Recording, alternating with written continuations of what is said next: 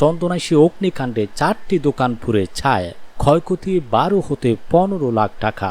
মোহাম্মদ নুরুল আলমের প্রতিবেদনে থাকছে বিস্তারিত।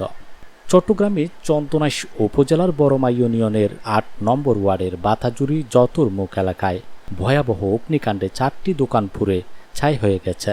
বুধবার 17 জুন ভোর আনুমানিক 4টার দিকে এই ঘটনা ঘটে। ক্ষতিগ্রস্ত ব্যবসায়ীদের দাবি, অগ্নিকাণ্ডে প্রায় 12 থেকে 15 লাখ টাকার ক্ষয়ক্ষতি হয়েছে। আগুনে পুড়ে যাওয়া দোকানগুলো হলো ফারুকের মুদির দোকান, নুরুল আলমের চায়ের দোকান, রূপক শিরের সেলুন এবং মফিজের কাঁচামালের দোকান। চন্দনাইশ ফায়ার সার্ভিস ও সিভিল ডিফেন্সের ওয়্যারহাউস ইন্সপেক্টর মোহাম্মদ কামরুল হাসান জানান, আগুন লাগার সুনির্দিষ্ট কারণ এখনও জানা যায়নি। বিষয়টি তদন্ত করে দেখা হচ্ছে। আগুন লাগার পর মুহূর্তের মধ্যে তা আশপাশে ছড়িয়ে পড়ায়।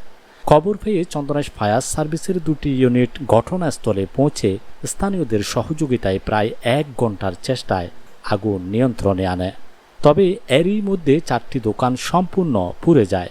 ফায়ার সার্ভিসের এই কর্মকর্তা আরও জানান, অগ্নিকাণ্ডের প্রকৃত কারণ ও ক্ষয়ক্ষতির পরিমাণ নির্ধারণে তদন্ত কার্যক্রম চলমান রয়েছে।